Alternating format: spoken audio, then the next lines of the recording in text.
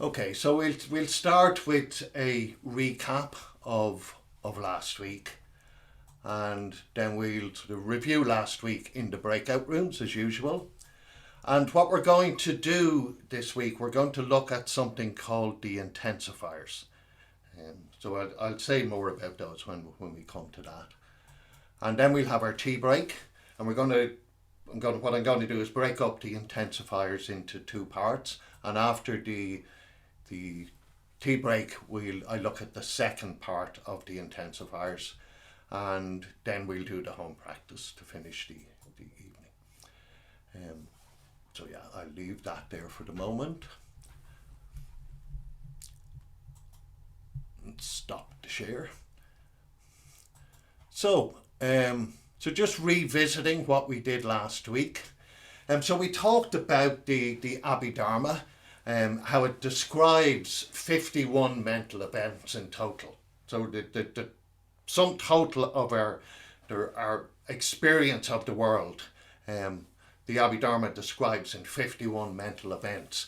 But 5 of them particularly are different to the rest according to the Abhidharma. And these are essential mental processes by which we perceive and respond to the world. And these are ethically neutral, according to the Abhidharma. And they can be judged as wholesome or unwholesome. They can't be judged as wholesome or unwholesome in and of themselves. They just are. And they're constantly there, regardless of whether we're being skillful or unskillful. So they're called the constants. And all these constants blur into each other, like the colours of the rainbow. So after all that rain yesterday morning, I was walking through the Dublin Castle yesterday afternoon, and in front of me was this enormous big bow of a rainbow, really clear. But you couldn't really distinguish the colours. You could see the colours, but they were all sort of morphing into each other. And it's like that with the constants. They're there in our experience, but they all the time, but not individually. And the first of these is contact. So contact provides the raw material of our experience. So the meeting of the sense faculty with an object. So our eye sees, I see a plant and a Buddhist image sitting on my window across there.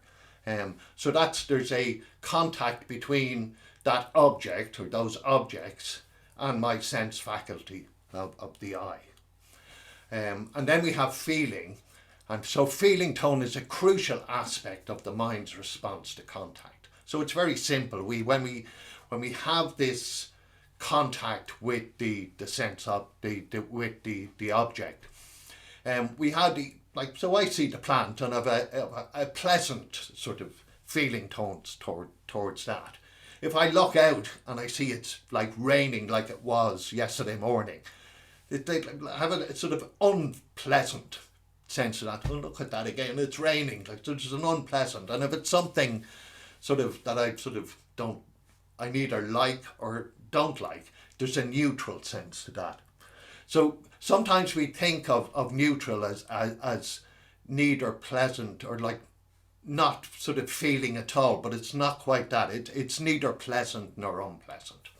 And then we have interpretation, where the mind makes sense of the raw data of contact. So for instance, our eye seeing something and relating that to some past experience that we have, say, in our memory banks. And we talked last week about the rat and the leaf. So we're walking, I don't go into the whole story again, but about sort of walking at twilight and seeing something scurrying past us. And depending on our sort of whatever's in our memory banks, we see, oh, that's a rat, and we immediately sort of get afraid. But then we sort of take a second look and we realise it's a leaf, and our experience changes again. So that's interpretation. And then we looked at will. And will is the way that we respond to contact, feeling, tone, and interpretation. And generally, it's the act of moving towards the object or away from it. And the world doesn't always flow in upon us in a passive way. The mind actually throws itself out into the world in a largely instinctive and a unconscious way. And we talked about the peach. Like now, sometimes we can sort of take the peach up in our hands, but sometimes our mind throws itself out into the fruit bowl, and we actually see the peach before. Like now, it's not just about taking the peach up and feeling the contact and the feeling tone and the interpretation of the peach. Sometimes the mind throws itself out looking for objects. So this is will. And then we looked at attention. So this is the most elusive of the constants. And it's kind of the hardest to define. So it's the act of focusing our awareness on a particular object within a wider field of attention. So this is called the functional aspect of attention. So, for instance, I talked about listening to an orchestra, and picking out, say, the clarinetist, and giving our attention sort of to that without losing touch with the rest of the orchestra. And then at a deeper level, it's the structure of the mind in general. So we have a sense of the music, of the concert hall, the like being in the concert hall, the face of the clarinetist. So it's about our whole, like essentially about our whole existential situation. So then after the break, we looked at karma and the constants, and like what our experience of the constants have on our future experience.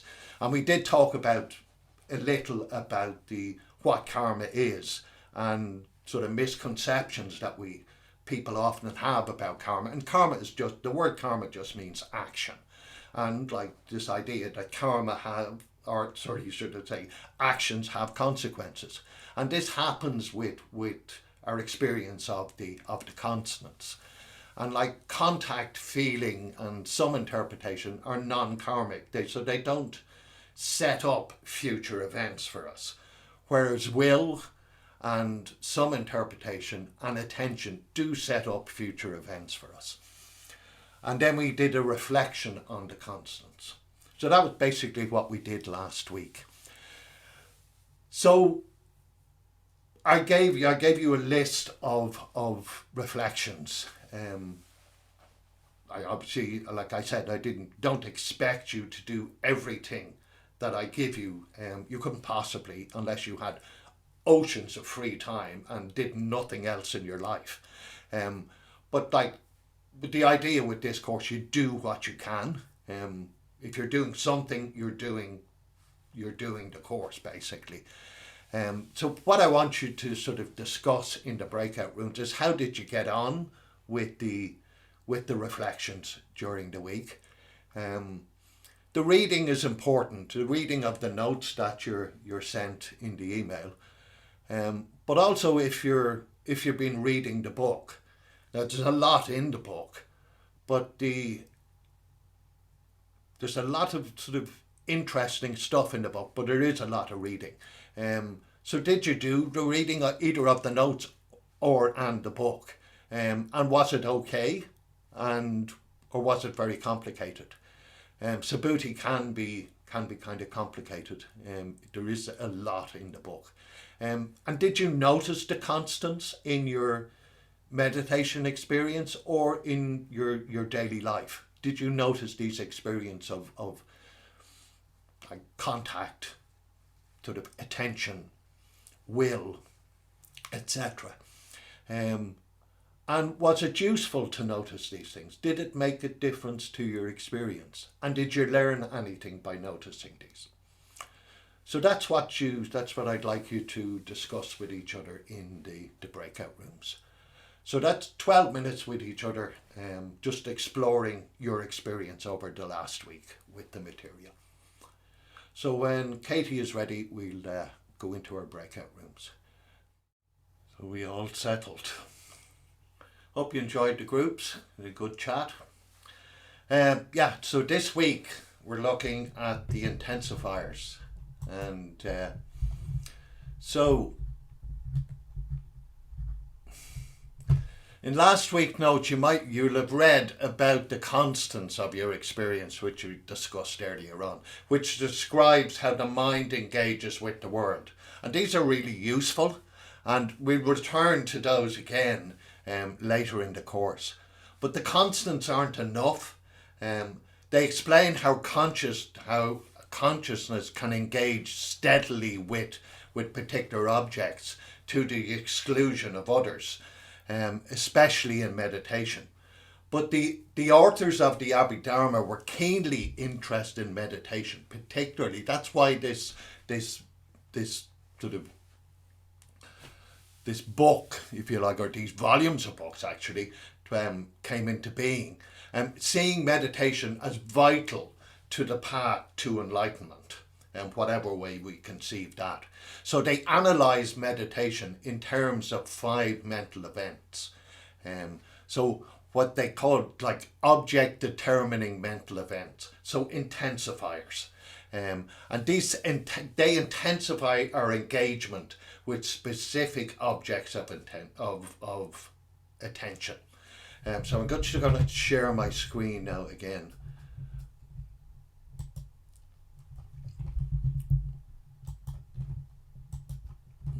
Okay, so I'm just going to go through all these in turn, and there's a lot of talking, I'm afraid. So the first one is emotional engagement. I'll just actually run through them. I'll sort of show you the sequence first. So there's emotional engagement, Shanda. There's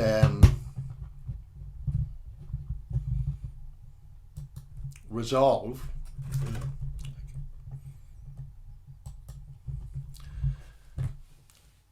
adimoksa,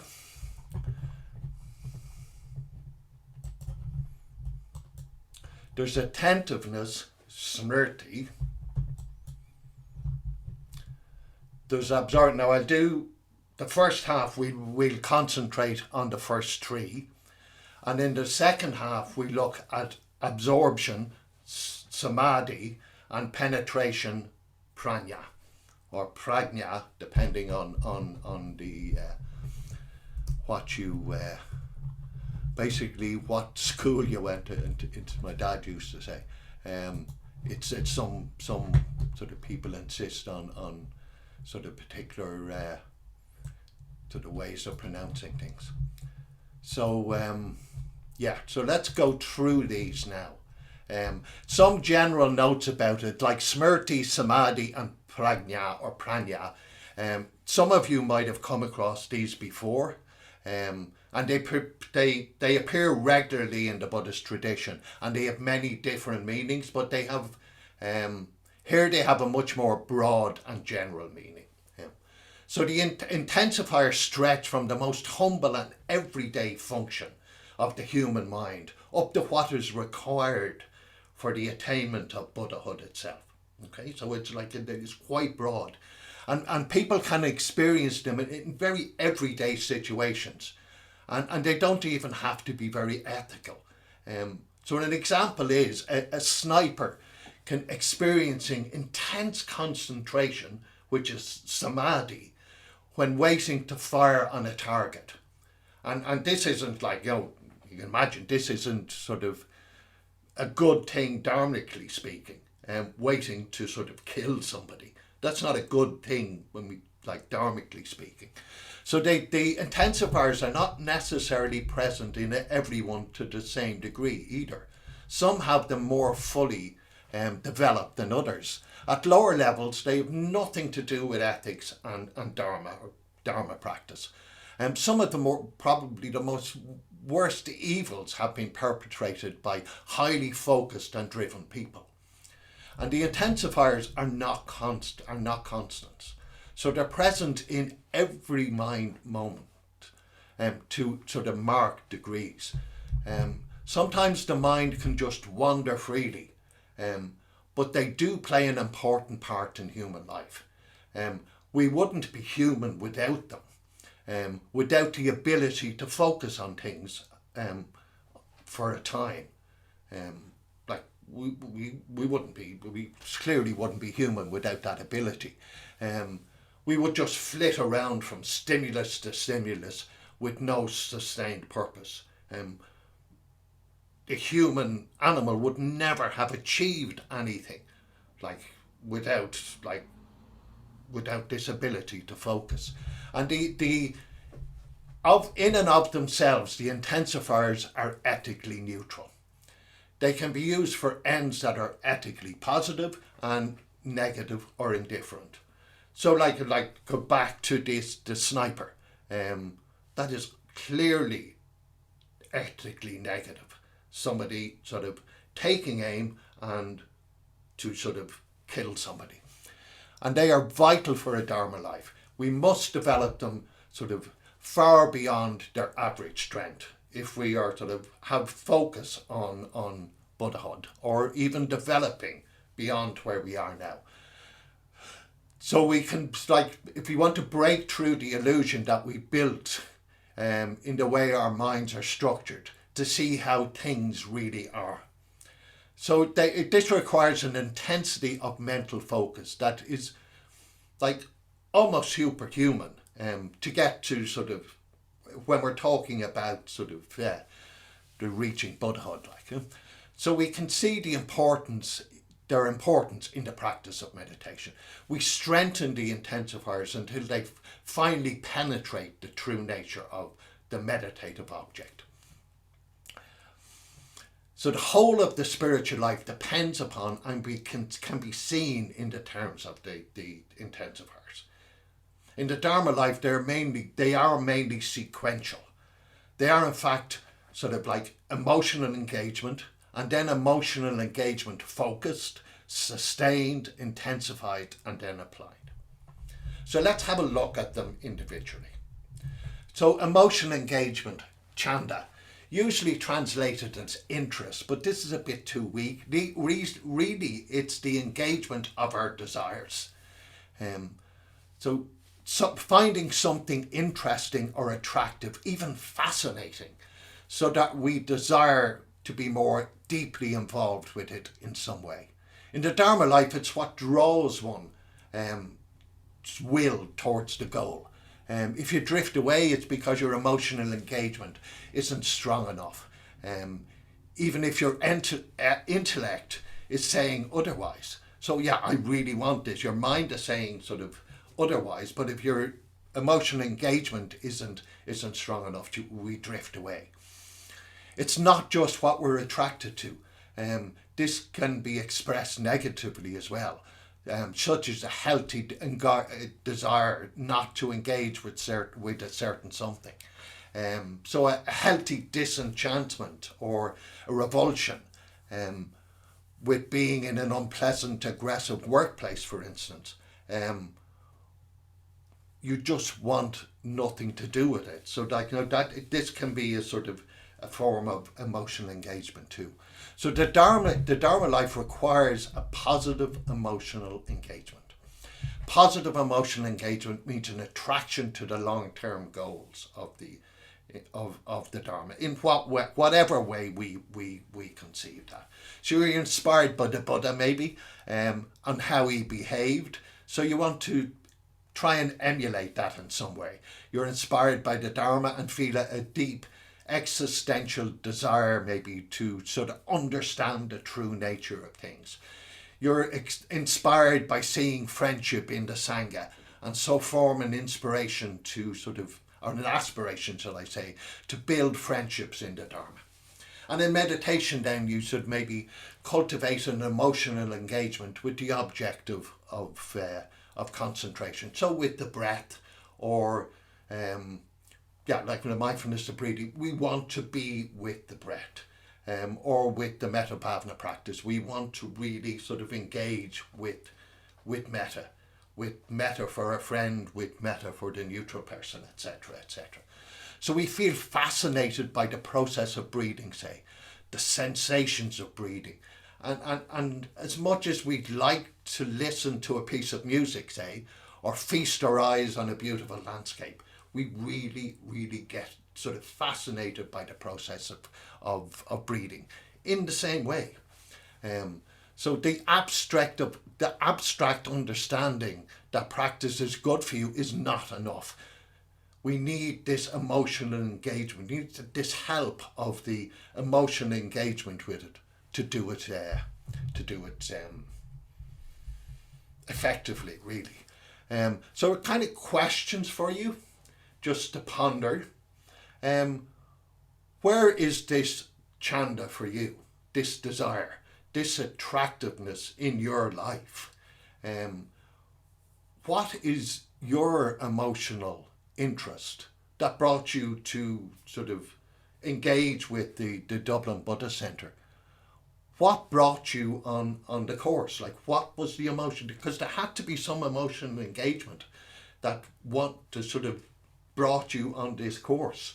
And how do you experience chanda in your meditation?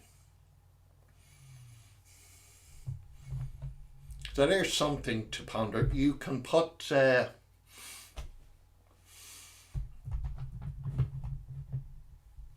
you can throw something into chat and we can look at them after, if you like. But obviously we can experience lack of emotional engagement. So what if we don't feel that interest in the breath? How do we translate this theoretical interest in meditation into a strong desire to engage with the object? So the secret with this is to reorientate our emotional engagement to a specific meditation object. And it's not an easy task usually, unless you're very fortunate and are born. And some people are born with this emotional engagement from the very start. And it takes time, it takes intelligence, and it takes patience. It takes a patient skill. So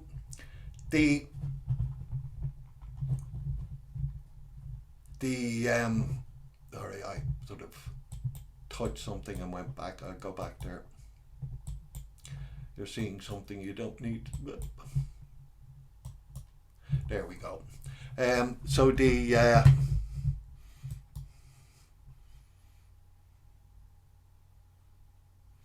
you go. If that sort of, Carol says, when meditation lacks emotional engagement, your mind just wanders all over the place, and that's what happens. If we don't keep emotionally engaged with what we're doing, we lose focus.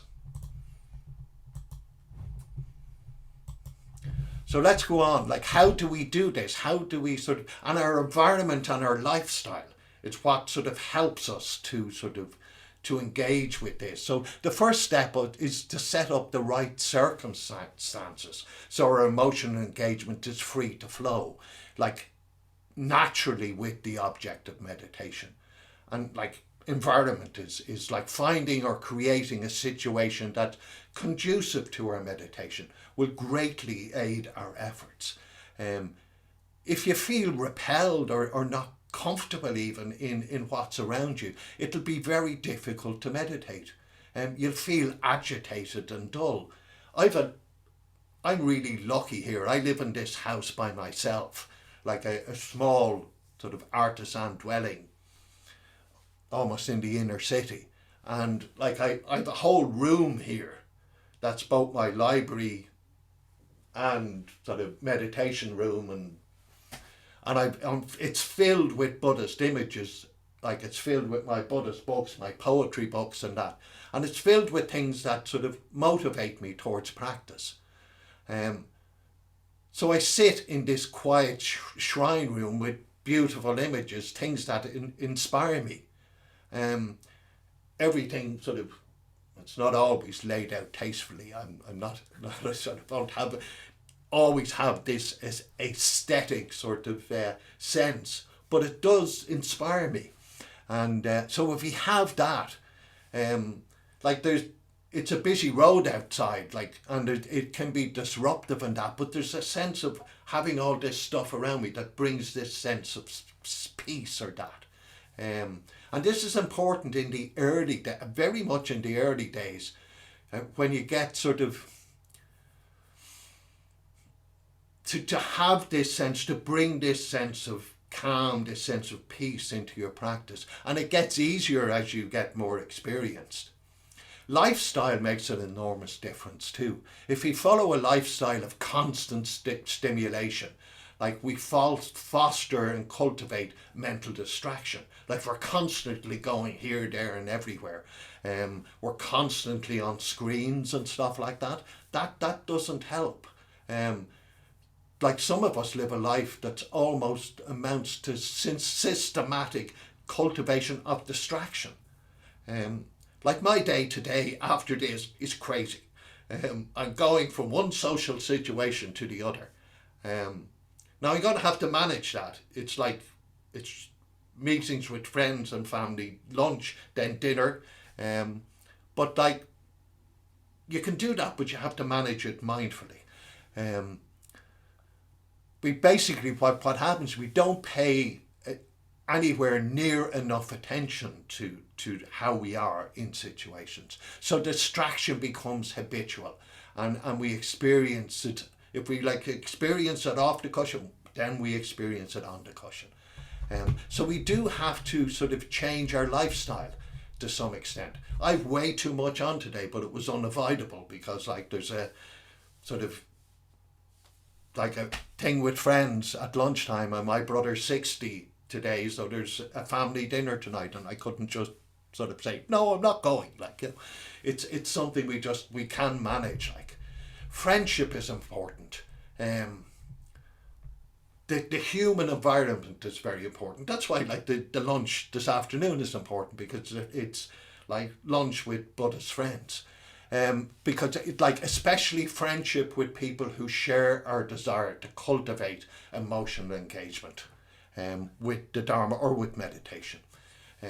We have, as human beings, we have a natural desire to want to be included and accepted. And there's nothing wrong with that. That's a natural desire.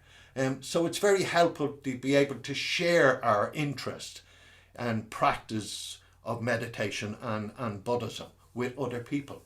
And to keep this, and in order to keep this going, we need this contact and with other people to do this. Like, we need the support of friends to do this. And if we're with friends who are really trying to practice meditation and Buddhism, and if we talk about it with them, it really deepens our motivation to keep doing it. And so friendship is really really important, another aspect of it. Purposeless companionship and warmth enlivens our engagement with our meditation practice and with our Buddhist practice. So more questions for you. What can you do about your lifestyle, about the environment you're in, and friendship to help you with your emotional engagement with your meditation practice and with the Dharma? So the next thing is mental refinement. Mental refinement is important too. Many problems that people face in meditation come from their emotions and thoughts being rather coarse, tied up with business of survival and superficial gratification of the senses too much, especially through relatively crude, powerful sensations like drink, sex, food. It's not that there's anything wrong with these, and I'm not sort of saying no, we should all be monks sitting on the top of mountains meditating. No, we are in a world. There's nothing inherently wrong with drink, with sex. Well, obviously not food. We need food to survive. We need the others to survive to a certain extent as well. But they can be our only source of pleasure and gratification. And that's where they become a problem. where drink, sex and food become our only source of pleasure and gratification. And when you're like this in meditation, the pleasure that's on offer is just too refined and there's no affinity for the object. So it's a sense of being less concerned with the strong and crude sensation, less bound up with the more egoistic gratification of desire, less caught up with the my satisfaction. So like going into the countryside for a few days and getting out of the city. So getting away from city life. I know I live in the centre of like inner city Dublin. Sort of getting away from the ugly and the crude to having a more deepening effect on one. Cultivating a sense of the aesthetic experience through music, poetry, painting, the arts. I spend a lot of time in art galleries. I spend a lot of time listening and going to concerts. I read a lot of poetry. And I do that to try and refine my experience of the world because I live in the middle of a busy city.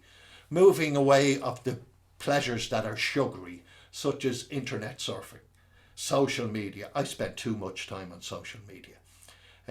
Going towards the slower pleasures, such as reading like a good book without the interruptions of checking my phone or watching a movie, like just watching something good and, dare I say, wholesome, like, the whole way through. But just something good and engaging the whole way through, rather than sort of, oh yeah, I looked this up on my phone now, so we have to we need to do it though on a level that works for us and not be too precious about our practice too. We need to do it because it's good for us rather than because we enjoy it, not because we feel we have to do it. So there is that balance with it. Over time we have to sort of allow this sense of refinement to happen gradually and subtly, and our tastes change like that. So that's it. So it's not imposing something externally. It's something that sort of comes from the inside out rather than sort of something being imposed. We're imposing something from outside on ourselves. And physical exercise is important. I've done Tai Chi in my time. I did Tai Chi as a martial art for 12 years. I swim now.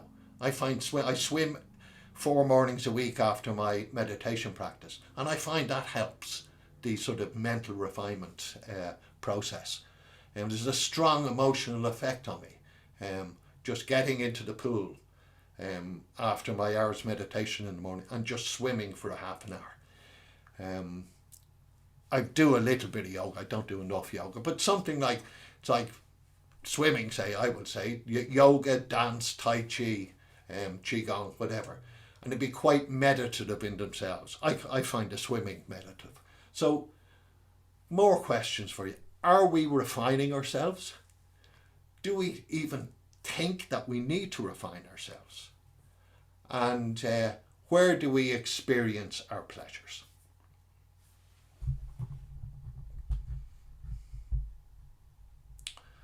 So there's a lot more I could say about that. You see, I could be here all morning just talking about emotional engagement, but I want to move on. So resolve. So emotional engagement is not enough of it on its own. We can feel it in many cases. Sort of nothing comes of it. We don't make up our minds to do anything about it and pursue our practice. This is because we're weak in the next intensifier of resolve.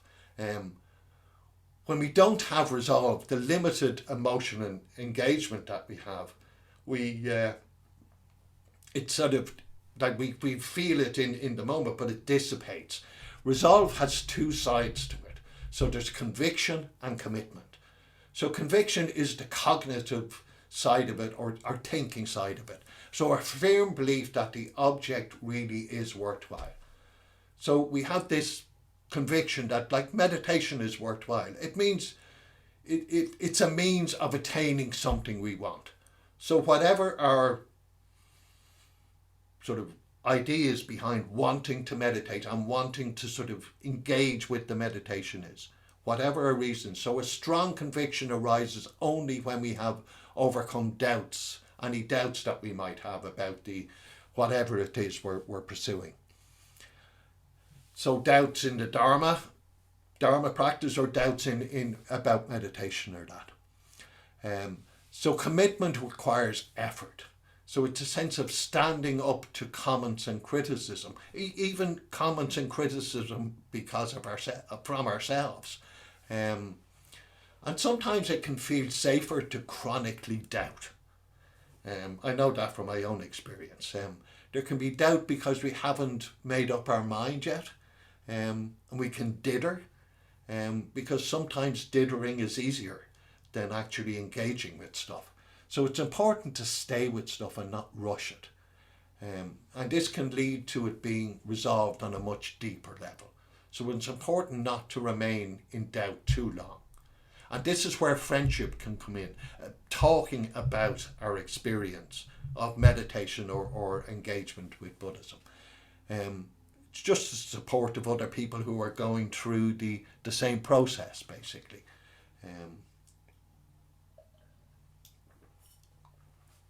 And many of us are not aware of the extent to which we experience this lack of resolve, and how much it undermines our practice. And it can also be a deeper problem because the lack of emotional engagement. Lack of resolve shows most deeply in our meditation practice. That's where we really notice. So we can spend a whole session not sure about the practice, our abilities to do it, and so on. And we can question like ourselves, like, oh, I can't do this. And we think we're the only one who would have issues in meditation. Everybody has issues now and then in meditation. Like, we ask yourself in meditation, am I really convinced that this is a good thing to do and the best way to do it? And if the answer is no, or I'm not sure, then the next step is to work out and sort of developing confidence in the practice, and making up your mind to pursue it. That's basically what resolve is all about. So having worked through your doubts and convinced yourself, you come to the second aspect of resolve, which is commitment.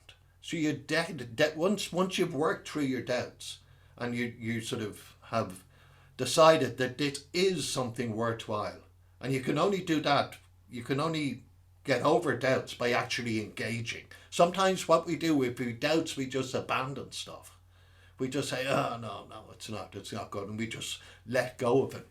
We have to work through doubts and decide that, yeah, this is something good. This is actually of benefit to me. But once we've worked through the doubts, then we have to sort of, in a sense, commit to something.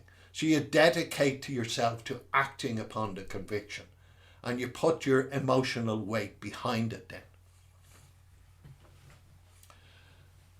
So I want to do a brief reflection. So just sit where you are. You can close your eyes if you like. Just start by just sort of coming into your body. And I'm just going to sort of a few brief sentences.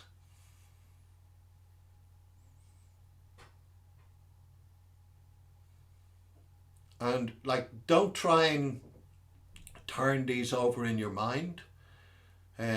Contemplate them on, just as I say the words, say the phrases. Just see what sort of turns over in your mind as you hear them, rather than try and concentrate and try and make anything happen. So just see what comes up as I sort of go through the phrases. I'm just going to do it for about 5 minutes or so, maybe a little longer.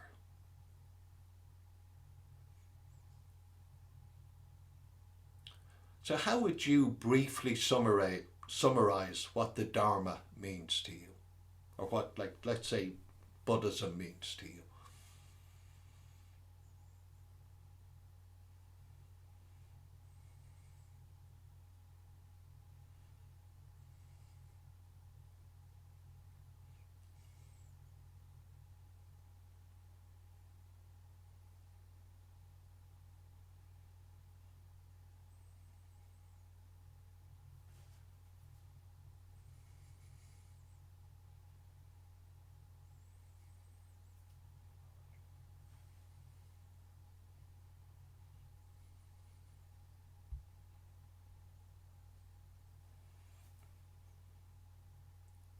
how would you briefly summarize meditation?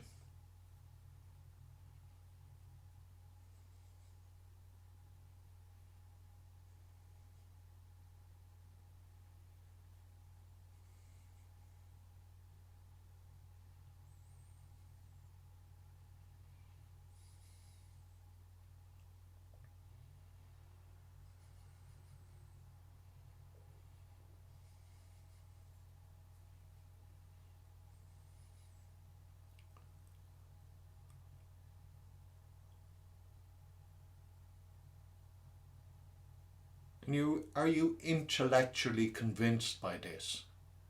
Or do you have doubts?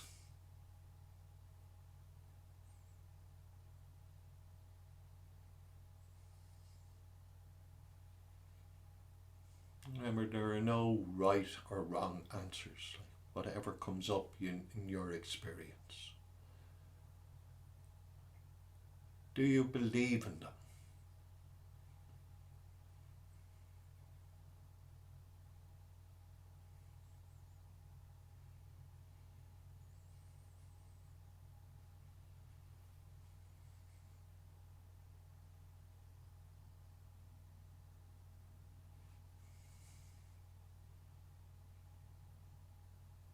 Are they good things to do?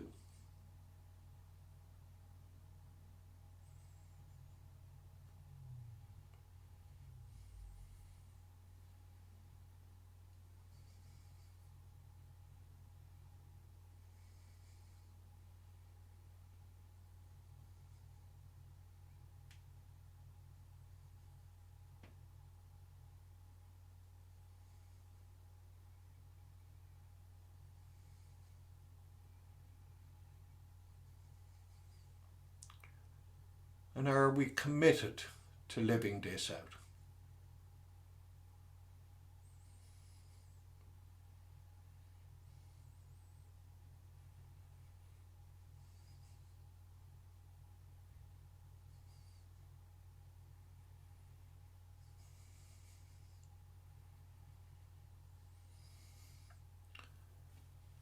Okay, we can just leave that there. I suggest maybe in the break that you might write some of this down and keep it and maybe use it during the week or in the breakout rooms next week. So I want to do the last of the intensifiers for the first half now. It's attentiveness. So if our task requires persistence over time, then resolve on its own won't be quite enough. So the Dharma life, the Buddhist life, the meditation life, needs a lot of persistence over long periods of time.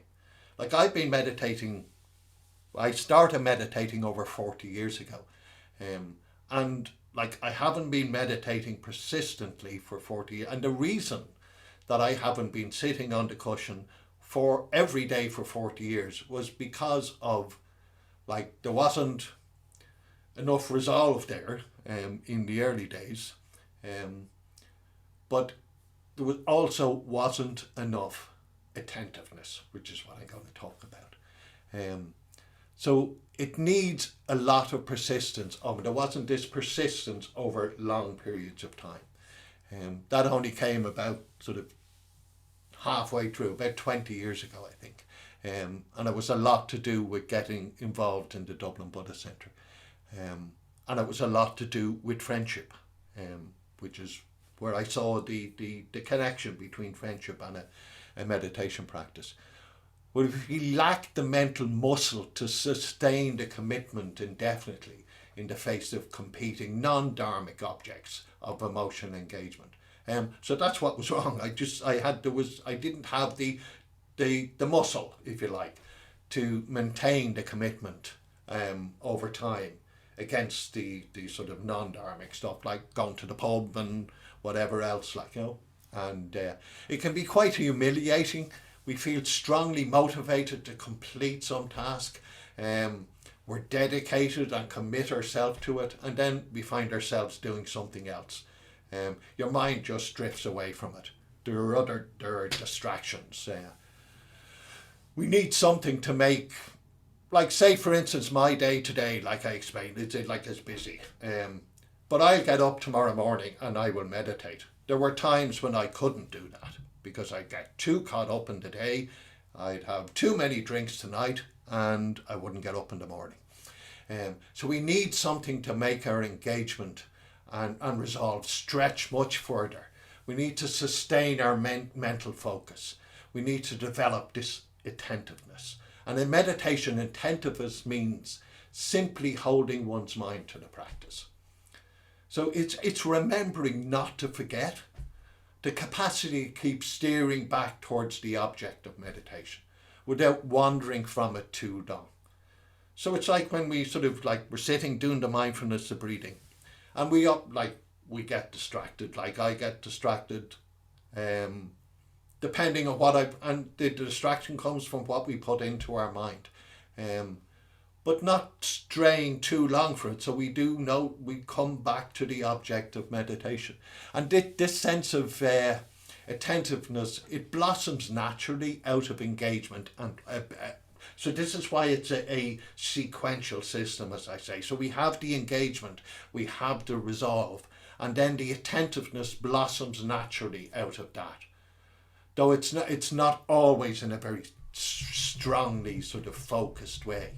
So lack of attentiveness is often what lets meditators down. That's what I think with me in the early days, why I haven't been meditating every day for 40 years, because because of lack of attentiveness.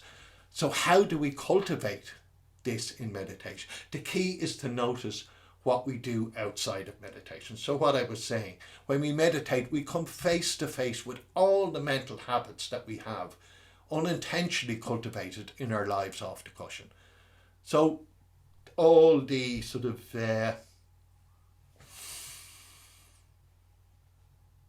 just forgetting that I meditated when I wasn't meditating, essentially. And that just fills up the mind, and then we forget to meditate. We meditate with the mind we use throughout the day.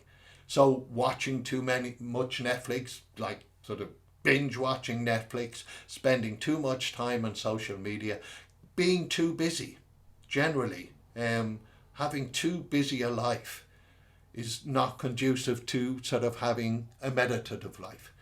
And we can manage our lives much more in a much more meditative way, if you like. And we can't expect to have meditate with the mind that we have throughout the day and then have some special meditative mind. That's not the way it works. When we meditate, our habits come home to roost, basically. We can't expect to meditate well if we're spending the whole rest of the day in a superficial and distracted way. If you've been feeding your mind with negative thoughts, emotions and images, then that's what's going to come back. It comes home to roost, basically, when you sit down and meditate. So you replay the thoughts, the emotions and the images. So we need to make the environment of our lives as supportive of meditation as possible. So it's not too much distraction. A reasonable amount of solitude, just sitting down, doing nothing, having a cup of tea and just sitting there, staring out the window.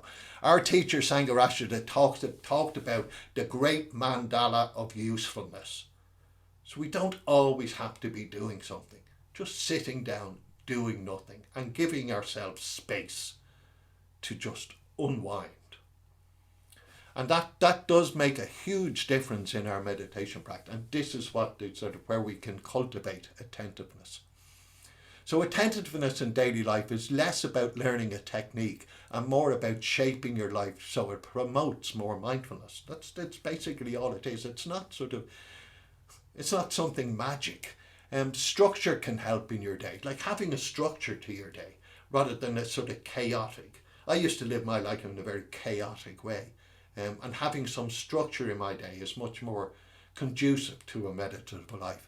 It's also important is time, and that it's unstructured too. It's open. It kind of sounds contradictory, but it's also important that it's unstructured as well. So as I said, 10 minutes of doing nothing. every now and again, especially at times like lunchtime, like a lunch break.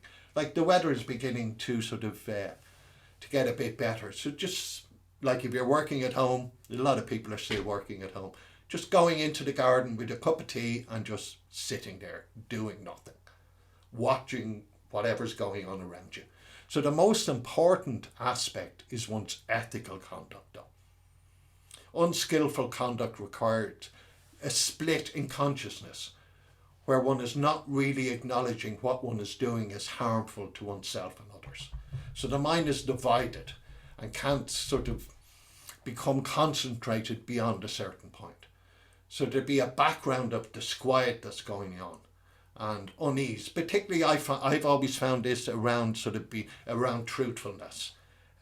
So there's little sort of little person on the shoulder saying, like, well, you weren't quite truthful, like, sort of ha ha ha, like, and it's just the voice sort of coming up and sort of reminding you of your sort of lack of skillfulness. So there'd be a background disquiet and unease, which can be sort of debilitating in a meditative way. And we look at this more later in the course. So attentiveness requires a fairly strong engagement with the object, holding on to it quite steadily. To the extent that we develop attentiveness, we leave unwholesome states behind. So in order to do that, there has to be a sense of ethical sensibility on and off the cushion, because the mind is turned towards the object more. So negative states can't get a strong grip on it. So I think we'll take a break now, because I've talked a lot and you've had to listen to a lot. So I think both of us deserve a break. So get yourself a cup of tea, stretch your legs. It's now 11:38, so we'll come back at 11:48 and we look at the next two intensifiers. So I'll see you at 11:40. It's 11:39. I'll see you at 11:49. Okay. So there's a few comments in the chat box I just want to have a look at before I move on. Lazarus, that's an interesting one. If we're emotionally engaged with something else, can we use that as our object of meditation? It depends on what it is. We could be emotionally engaged with a sexual fantasy, and that wouldn't really be a good idea to as an object of meditation. It really depends on what we're emotionally engaged with. So we could be emotionally engaged with something grossly unskillful, and that really wouldn't be like. And we start using that as an object of meditation, then we are sort of encouraging sort of unskillful mental states. But it could be something sort of like maybe we are like taking the current situation in Ukraine and we have thinking about the suffering that's going on, and we could encourage thoughts about that, and we could use, without getting into states like horrified anxiety and that, we'd have to be careful how we used it, but we could use that as an object of meditation. So it really does depend on what it is. We would have to make a value judgment on the ethical quality of it, really, and the effect that it's going to have on our mind. I hope that's helpful, Lazarus. Thanks, Emer, for that. Yeah, it really helps us to, if we can really look in detail into like the sort of like the details of our mind and the details of our meditation practice, and how our mind works when we meditate. And the more we think about what we do when we meditate, the the better our practice will be. And it like thanks Monica too, like, you know, the actually thinking about, like Monica has like sort of, she was talking about the reflective questions, how do I feel and think about the Dharma and meditation practice. It like asking ourselves questions like that are important. What do we actually feel about what we're doing? And what are our thoughts around that? And because they are ways of resolving doubts about it, and finding out what really is, like, sometimes we can have this sense, well, we should feel this is what we should feel, this is what we should think. But if we're going to really move forward with stuff, we really need to find out what we actually think. And not what someone tells us, not what I tell you what you should think, what you actually think, and then work from there. Not what some book tells you should think, or some teacher tells you that you should think. What you actually think. The Buddha said it himself in a sutta called the Kalama Sutta. He said, "Take my teachings and test them in your own experience, and like an assayist would test a piece of gold." Now, there was a rider to that, and in the opinion of the wise. So, like, it's not just left up to us completely. There are people who know more than us as well. So we should, like, so we're back to the friendship thing again. So friendship with people who are further along the path is important as well. That just so it did, like, the Buddha did encourage us to sort of Buddhism doesn't encourage blind faith. It does encourage sort of questioning, not to accept things just because I say it or some book says it. Even the fact that Subhuti says it in the book, and I would look up to Subhuti, but, like, you know, questioning is not a bad thing, unless it gets into sort of doubting. That's not helpful. Anyway, let's move on. So I want to look at absorption, samadhi now. You know, I talked about absorption and the sniper. I want to look at it in a sort of more positive sense now.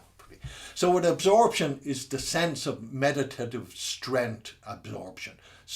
Subject and object enter a new kind of relationship. So the object is no longer the gross physical object in ordinary space and time, but it's a kind of purified and subtle object. And because you're perceiving this, you have a sort of a purer and subtler object in front of you. So your sense of the breath, for instance, is completely different from what it was earlier on in the practice. So the subject and object relate to each other much more fluidly, sort of interpenetrating each other. And from the Buddhist perspective, the mind resolves or moves from the world of what's called karma loka, so the world as we perceive or say are perceiving it now, to the world of purified form, what's called rupa loka. And we move into what are called the dhyanas, the states of deep absorption. And I don't have time to go into the full sequence of this, but there are sort of series of refined mental states as we become more and more absorbed. So absorption is also the unification of the mind. It absorbs the whole of our mental energy into the object, whether that's the breath or whether it's the sort of loving kindness, the metta bhavana. So absorption is undoubtedly a step up from attentiveness. So it said this was a sequential system. Even normally unconscious energy of the mind can come into play. So there's a sense of it, like the energies are energies, like coming together. So there's a sense of integration, our sense of ourselves coming together. And this usually happens mostly in meditation. We can bring meditative absorption to bear upon objects outside of meditation. We can be absorbed into whatever the mind attends to. So like, for instance, making art in some gentle form of exercise, like Tai Chi. I'm most experienced in Tai Chi. Even in rock climbing, I have friends who are rock climbers. Now I know friends who have done a lot of rock climbing without ropes. You have to be absorbed if you're doing that stuff. Like just looking for foot and handholds. You have to be absorbed doing that. When I play music, even listening to music, there's a sense of absorption in that. And we can do this while thinking, even reflecting, even performing relatively simple tasks, such as watching one's thoughts as they unfold in a sort of ordered, organic sequence and form a coherent, luminous whole. So that conversely, we can, when necessary, bring reflective thought into our meditation. Now, this is something that we have to be concentrated. We have to have the attentiveness before we can do this. It's not something we should do from the moment we sit down. So this is necessary for some types of meditation practice.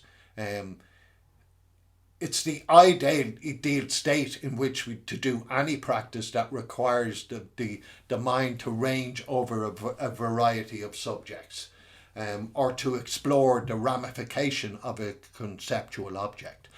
Say like the metta bhavana, where we bring to mind people and their qualities. What we call vipassana meditation or insight meditation, where we might sort of contemplate impermanence, for instance, is a common sort of vipassana or insight meditation. We just look at the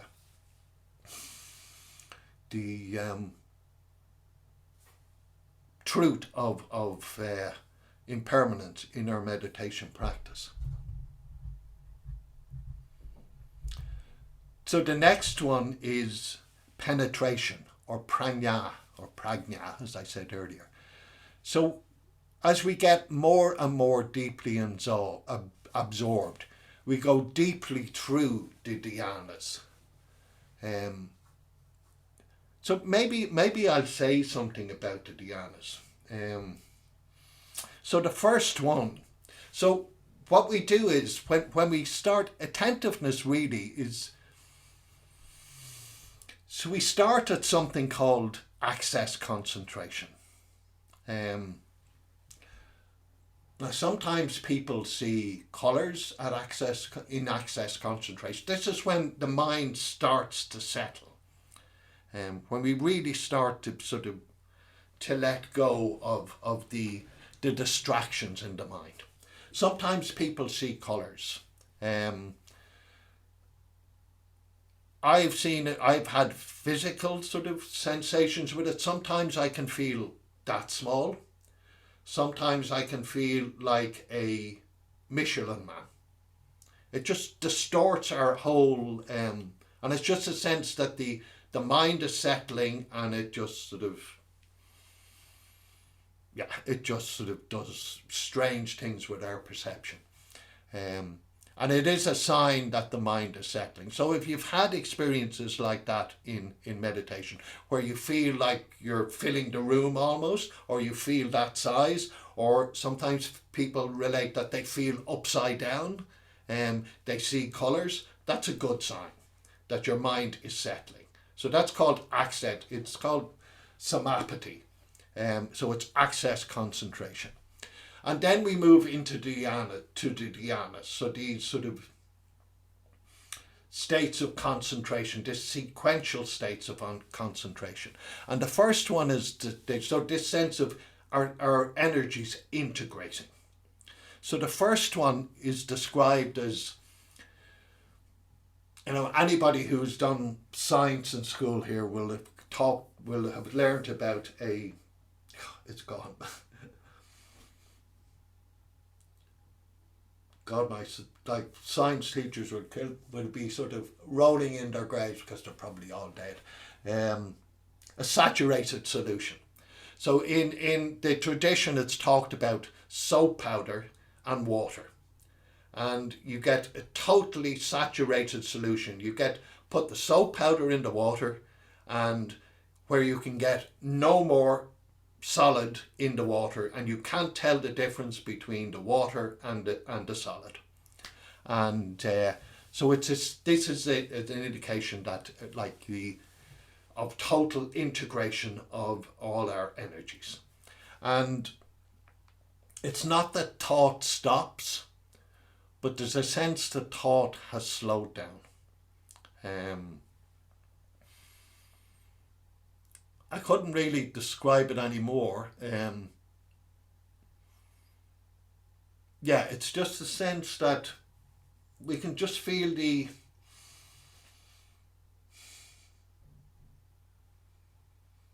it's very hard to talk about these things. That's why we don't normally. And it kind of leads people to sort of try and feel, to unconsciously feel these things. But there's a sense of all our energies coming together. But the best way is the traditional one of like the soap powder and the water, and not being able to tell the difference between the soap powder and the water.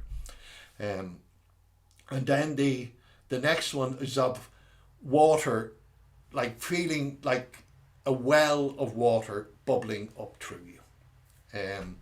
So take that for what it is, but that's the way it's described in the tradition.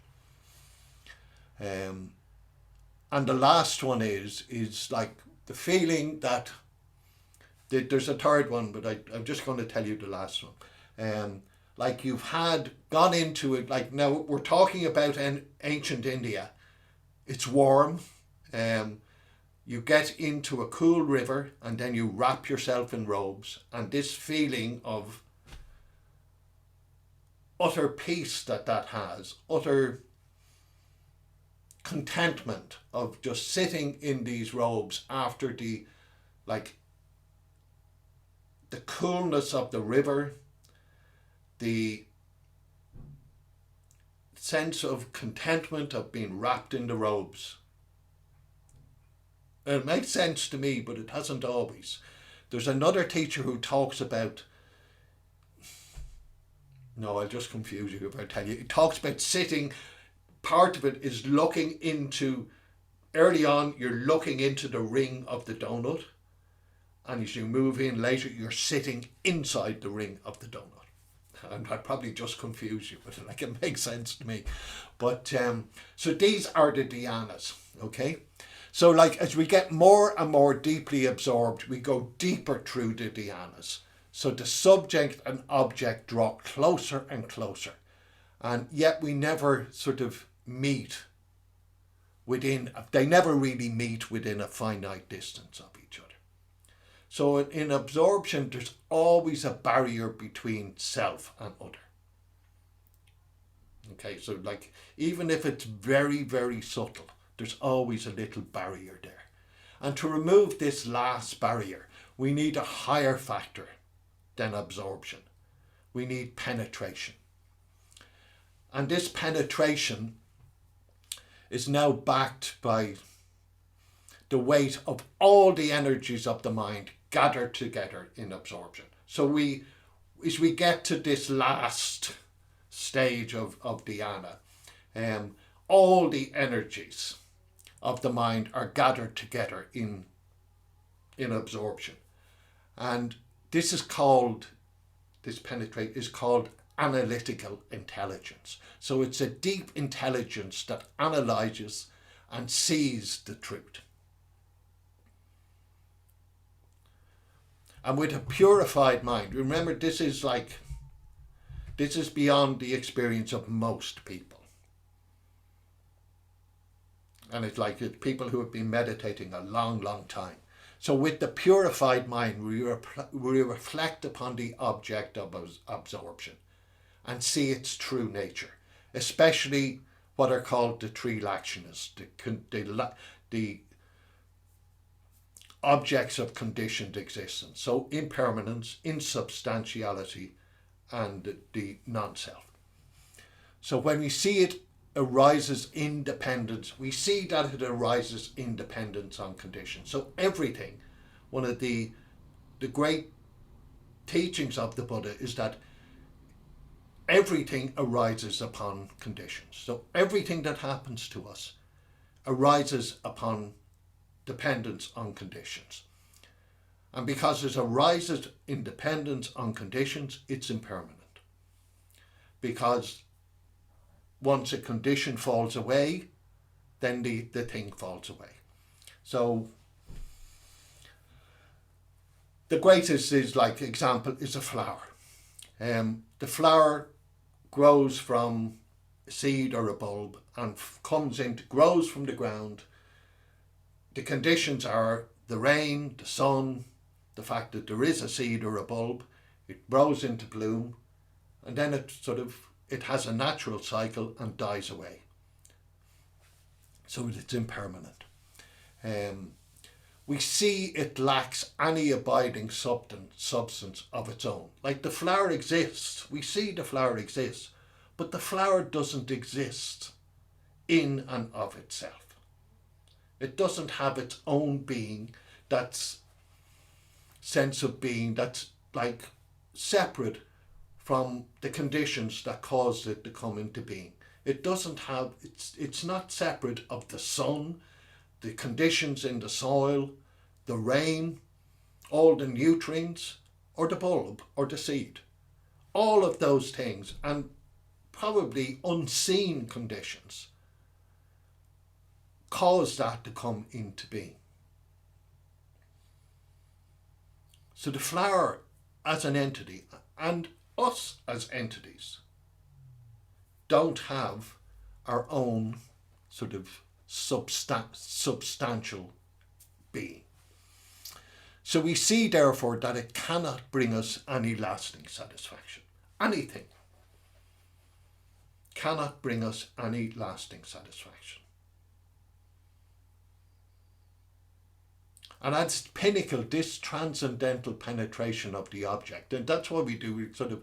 We bring this wisdom, in a sense, onto the object, transcending both the contamination of the object and its egoistical interpretation. Now that sounds really, I'm going to try and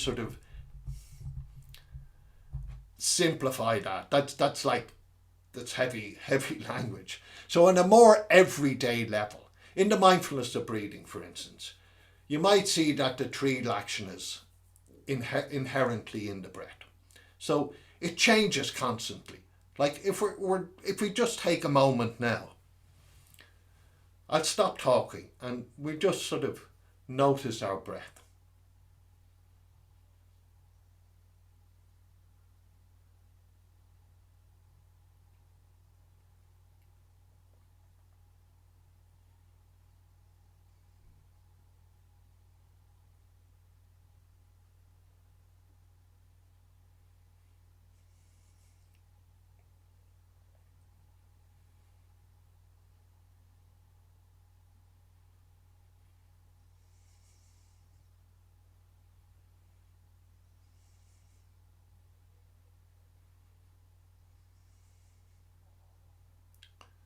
So you probably noticed that your breath was changing constantly. So it never stays still.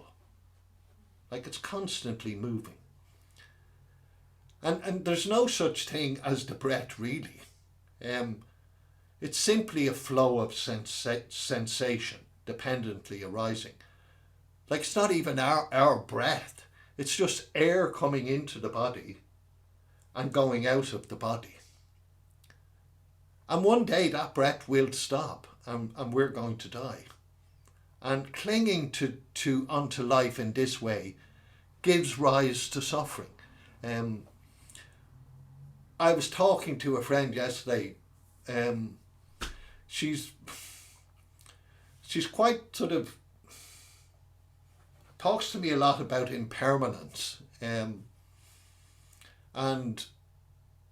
there's a line from William Blake, from a poem, and he talks about kissing the joy as it flies. We will live in eternity's sunrise. And that's one thing about, like, there's sometimes people think about this idea, oh, one day our breath will stop and you'll die. And that clinging to life like this, in this way, will give rise to suffering. It will give rise to suffering. But there's a positive aspect to this. Not clinging to stuff means we can kiss the joy as it flies. And in this sense, we can live in eternity's sunrise if we don't cling to things, because everything is impermanent. And our suffering arises because we hold on to things. We hold on to people, and lovers leave us. People die, and not that we don't grieve when people like leave us or that, but like it's the way we do it. Realizing that sort of people and relationships and whatever else are impermanent, does help us to sort of suffer less when these things. It's a question of suffering less and not really sort of causing ourselves more suffering by clinging. I hope that sort of hope that made sense. These lines from Blake really inspire me. This sort of kissing the joy as it flies. We live in eternity's sunrise, rather than the sort of the alternative of holding on to stuff and like just not actually appreciating stuff. There's another way of putting it, appropriating like life rather than appreciating life. But it's not just about the Lakshanas. It's important to look at their counterparts, positive counterparts, which are gateways to liberation, which are called Vimoksha Mukhas. So we can see the impossibility of pinning down the breath, for instance, and we can see the signless. This is probably sort of beyond most of your experience of it, but see the signless. You can see the breath as unnameable, beyond the possibility of you knowing it, like with your conceptual mind. Like we can't know the breath. We can just feel the breath. You see the extraordinary uniqueness and richness of each breath. And if we get to that level, if we can sort of let go of trying to conceive of the breath in any conceptual way, we can see the extraordinary uniqueness and the richness of each breath. You see, because it's impermanent, it has this sort of emptiness, if you like, and so it has, in fact, no fixed identity. You see, it's open. It's got no limits, and there's incredible sort of. And you can see how the suffering of clinging to the breath can give rise to sort of a lack of sort of tightness around it, and it can open us out to a sense of what's called the wishless. So essentially that you need nothing is lacking, and nothing is to be sought after or chased after. So yeah, like this is kind of maybe a lot to take in, and it may be a lot to sort of accept, maybe even. So this penetration, prajna, is transcendental wisdom, really. So transcendental wisdom cuts through the veils of views we have, maybe. The delusions that maintain our belief that, like, there's a real independent subject and object. So it's the highest level and the final culmination of the intensifiers. So the intensifiers, through ethically neutral in themselves, can show the way to the ultimate truth itself. So we develop emotional engagement with the object. So let's take the breath. We form a resolve to pursue it. We learn to stay with it persistently, just staying with the breath during the practice. We absorb our mind deeply in it, and we finally achieve penetration to its true nature. So the fact that it's impermanent, and out of that we discovered that everything is impermanent, and there's a sense of, oh, and a penny drops, like, so to speak. So most of the time we don't pay sufficient attention to our experience to see this. What we do pay attention to is never real, but it's sort of a contaminated object is the way it's spoken about. An object distorted by craving or hatred, in that our craving for it, our revulsion by it, we don't allow ourselves to see it as it really is. So not seeing a person, so what an example is, not seeing a person merely as an object of desire or something to hate. So even without craving or hatred, we will still experience our false view of the object rather than the object itself. So that's what we're trying to move beyond. We're trying to see the sort of, there is no difference between this view that there is a difference between ourselves and others. So by cultivating the intensifiers, we remove, if you like, the veil that hides the face of reality from the eye. So the first veil is the veil of the impurities, the veil of unskillful emotions, craving, hatred, and their offsprings, and stripped off by the first four intensifiers. And the second veil is this veil of views that we have about the world and reality, really. So our deluded misunderstanding of the nature of reality. And this is stripped off by the fifth intensifier, penetration of prajna. So we should include an element of reflection in every meditation session, if we can, or after meditation, especially reflection on the object of meditation. So if we can do a little on the breath at the end of each session of the mindfulness of breathing, this would really sort of be a good thing to do. This could be like seeing one or other of the three lakshanas, like seeing the insubstantial nature of the breath, seeing the impermanent nature of the breath. They're probably the two sort of easiest to do. And just choosing one or two, like either of those, say, at the end of our period of the mindfulness of breathing. And just focusing on that and trying to see those in the actual breath itself. And just seeing the difference that makes to our experience. So there's been a lot this morning, and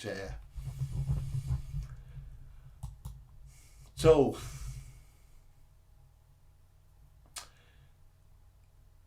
I would say Carol said, is Samadhi similar to the flow state or in the zone? It, to an extent it is, but there are higher states of Samadhi which are much, much more than that. People talk about Samadhi at different levels.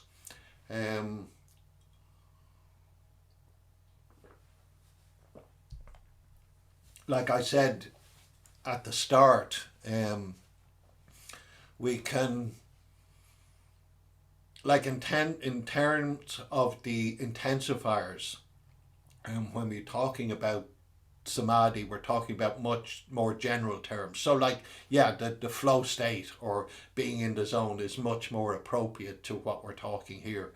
But then Samadhi can be something much more, if you like, further down the line in terms of concentration, and further down to what nearer the sort of ultimate goal, if you like. something more akin to what the Buddha might have felt, or people who are much more developed than any of us might be. So it is like a continuum. So it can be just this talked about in terms of like flow state or being in the zone, but it can be so much more as well.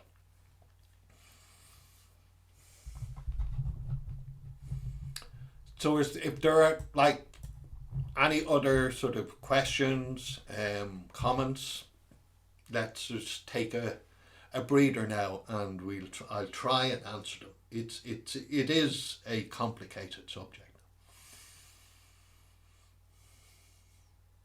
If you do have the book, I suggest that you, during the week, do read Subhuti on it. It's quite a big chapter, and there's a lot in it. And I would suggest that you read the notes. We're going to say it in a minute, but like read the stuff carefully.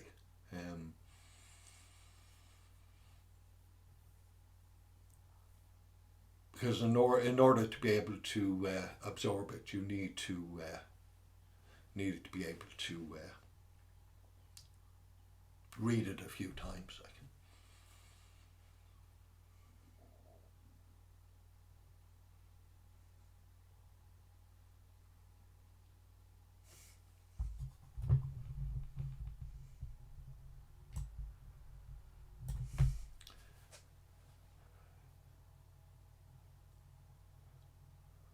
When Monica said, when you sit in the donut is the soap and I am the water.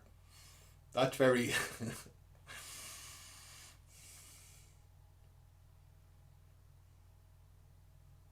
Yeah, it's really, they're just models. The donut thing comes from a guy called Daniel Ingram, and the soap and the water is more of a traditional thing from the Buddhist tradition. I just thought the donut thing worked better for me because it felt more like my experience. Like I sat here and it felt like I was looking at the object of meditation out there, or the object of concentration. And as I got more concentrated, it felt like I was moving more towards the object of meditation or the object of concentration. And as I got really absorbed, it felt like I was in the object of meditation. That's why the donut image worked for me. I think hopefully I've explained it a bit better now. Yeah, so you become like, you might have heard people talk about you be with the breath. That's what the donut image says to me. Like when you're sitting in the ring of the donut, you are the breath. So there's no sense of, and I think that's where the pranya idea, the penetration idea, kind of comes for what I can understand that, is that like there doesn't really feel like any difference between me and my sense of the breath. And it's just, yeah, there's no mind that's trying to sort of get an idea of the breath. There's a whole sort of integration of mind, body, breath, and just being with the whole process. Like, yeah. I hope that explained it better, but I don't think I did it. The veils that cover the mind basically are views that we have, and views about being separate from other people. Thich Nhat Hanh, who died recently, he talked about, and I think this is a good word, interbeing, this sense of interconnectedness. So we are all connected, but I think his word, interbeing, was really useful. So there's no difference between you and me. And that's what we find out with penetration, with pranya, that there is no difference. And that ultimately, that's what the Buddha discovered. And like, that's what sort of enlightenment, awakening, it's this discovery that there is no difference between object and subject, self and other, and we let go of this paradigm completely. So I don't think any of us are going to do that today or tomorrow, but it is like, and trying to, like, it's not something that you can make happen. It happens by sustained practice. And I think maybe we've had sort of, I might have had glimpses of it, but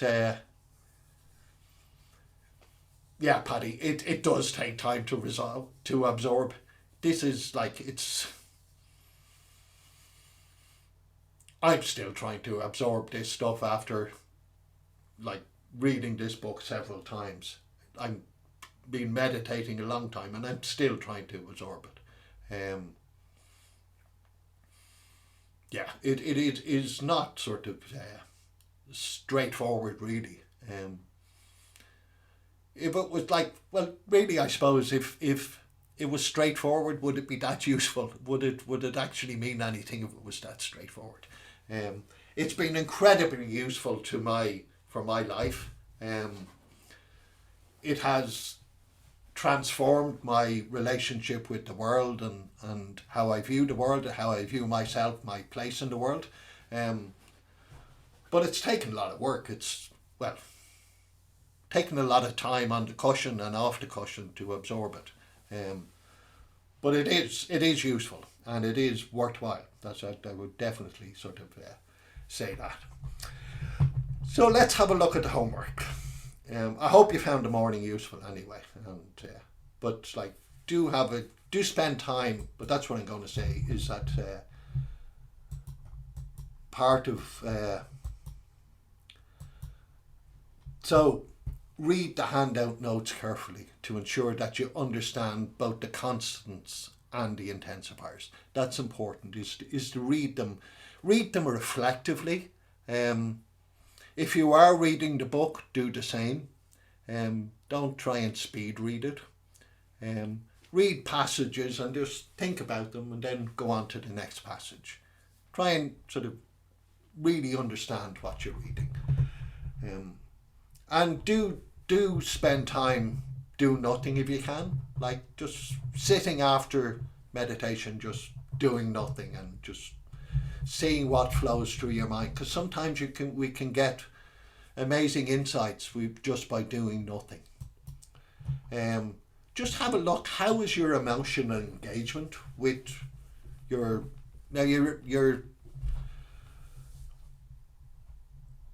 all going to have different levels of engagement with meditation, with Buddhism and that. But wherever you are on the continuum, how is your emotional engagement, and what can you do to sort of bring that forward? How is your resolve? So looking at these intensifiers. How is your attentiveness? By making that, so looking at the sequential system, and realizing that, like, if we sort of increase our emotional or do something with our emotional engagement, well, then we can sort of do something with resolve, do something with attentiveness, and do you get just looking at where you get absorbed in things. Not necessarily just your meditation practice, but things generally.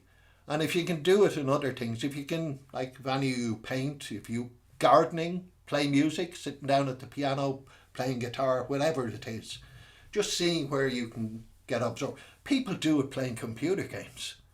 If you can do it playing computer games, you can do it sitting there watching your breath, like, yeah.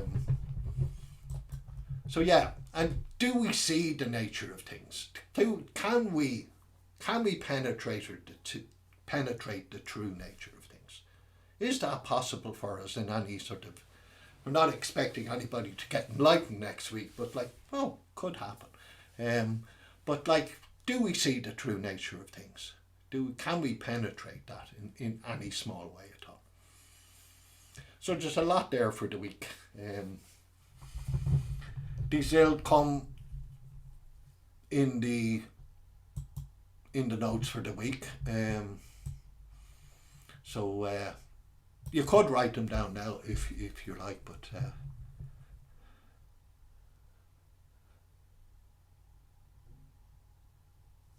okay.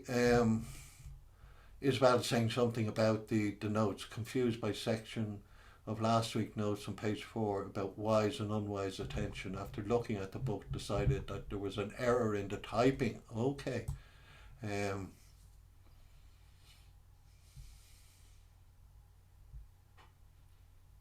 Okay, I'll pass that back. I didn't write down the course notes.